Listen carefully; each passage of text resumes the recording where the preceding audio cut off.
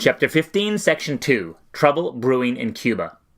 The island of Cuba lies just 90 miles off the coast of Florida in the Caribbean Sea. It was founded as a Spanish colony by Christopher Columbus in 1492 and later became one of the world's leading sugar producers. Hundreds of thousands of slaves worked on its plantations. For over 3 centuries, Cuba was part of Spain's vast empire. But by the late 1800s, there were just 2 Spanish colonies in the Americas, the islands of Puerto Rico and Cuba. A growing independence movement was threatening Spanish rule in Cuba. Cuban struggle for independence. During the 1800s, many Cubans had voiced a desire for self-rule. In 1868, a revolutionary group largely made up of poor whites, free blacks, and slaves demanded independence from Spain, the establishment of a republic, and the end of slavery. When Spain rejected these demands, bitter fighting followed. Spain eventually crushed the revolt, but then tried to ease tensions by agreeing to limited reforms.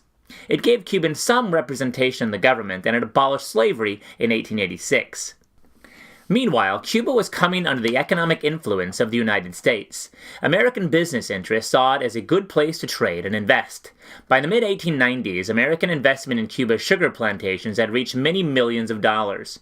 American investors were therefore nervous about the island's political instability. Despite some reforms, the political situation did not improve significantly. In 1895, Cubans again rebelled. The second struggle for independence was led by José Marti, a Cuban poet, journalist, and statesman. Forced to leave Cuba because of his revolutionary activities, Marti lived in the United States from 1881 to 1895. Even while he was living abroad, Marti inspired his fellow Cubans with calls for liberty. He wrote, "Like bones to the human body, so is liberty the essence of life. Whatever is done without it is imperfect." Marti sailed to Cuba in 1895 to lead the revolt, but was soon killed in combat. Nevertheless, the rebellion continued. The Cuban rebels engaged in guerrilla warfare, launching surprise attacks against Spanish forces and fading back into the countryside. In 1896, Spain sent a new commander, General Valeriano Velar, to put down the uprising. To eliminate support for the rebels, Velar forced tens of thousands of Cubans into reconcentration camps. These overcrowded, unsanitary prison camps provided little food or shelter, causing thousands of deaths from disease and starvation. Many Americans sympathized with the rebellion, seeing it as a struggle for freedom, like the American Revolution. Meanwhile, American investors feared that the political unrest was putting their Cuban investments and property at risk. Despite public calls for the United States to intervene in Cuba, President Grover Cleveland followed a policy of strict neutrality. When William McKinley was elected president in 1896, he hoped to maintain neutrality, but that would become more difficult as the public increasingly called for the United States to help the rebels. American newspapers react.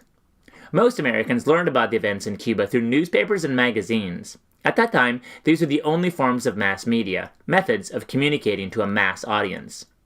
Newspapers were very popular in the late 1800s. With the yellow journalism of the time, however, many papers were not as careful in their reporting as they are today. To sell newspapers, publishers like Joseph Pulitzer and William Randolph Hearst sensationalized the news. Both the New York World and the New York Journal saw reporting on the Cuban Rebellion as a good way to gain new readers. Reporters and artists were encouraged to stretch the truth about the bravery of Cuban rebels and the horrors of Spanish rule, especially Butcher Vilar's brutality. Many readers were shocked by these reports. Some demanded that the United States help Cuba win independence. In this way, yellow journalism helped stir public support for U.S. intervention to aid the rebels.